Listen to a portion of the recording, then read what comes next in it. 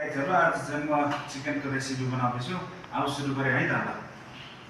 Hello गाइजहरु, अहिले चाहिँ म चिकनको रेसिपी बनाउन लागेको छु। गाइजहरु हेर्दै गर्नुहोला है। यसलाई चाहिँ हल्का धुलो मसला बिसार खोर्सानीहरु तलेर हैन, खोर्सानी चाहिँ हालेको छैन, भरे हाल्ने एकैचोटि। अनि हल्का प्यानमा तेल तताउने यसरी हल्का तेल तातेपछि लगाइदिने हो। अहिले यतिको ब्राउन कलर भइसक्यो। अब हल्का अब एकछिन यसलाई राखेर फेरि मसला हाल्ने हो। जिराको धुलो पाउडर, रातो खुर्सानीको पाउडर, हल्का सबै ज्वानो मेथी ज्वानोहरु हैन। साथसाथै फेरि प्याज पनि एड गर्दैछु।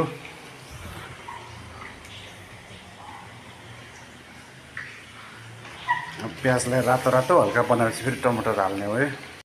यसमा टमाटर पनि एड गरिसक्यो मैले। अब यो रेडी हुन लागिसक्यो। अब थोरै पानी हाल्ने हो। टमाटर हल्का गलेपछि यतिको भइसक्यो यो चिकन रेसिपी। यहाँ हल्का आलु पनि दिएको छु मैले, यो चाहिँ ग्रेभीको लागि हो। एकदम टेस्टी बनाउँछ आलुले चाहिँ। यसको हल्का ग्रेभी निकाल्दाखेरि जरा अब चाहिँ सुरु भयो मेरो रेसिपी। खाने तयारीमा छ है त। खाने तयारीमा छु अब चाहिँ गाइजहरु। ल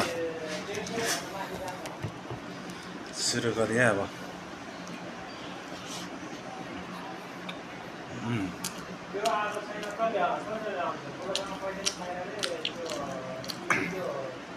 गुड भयो गुड।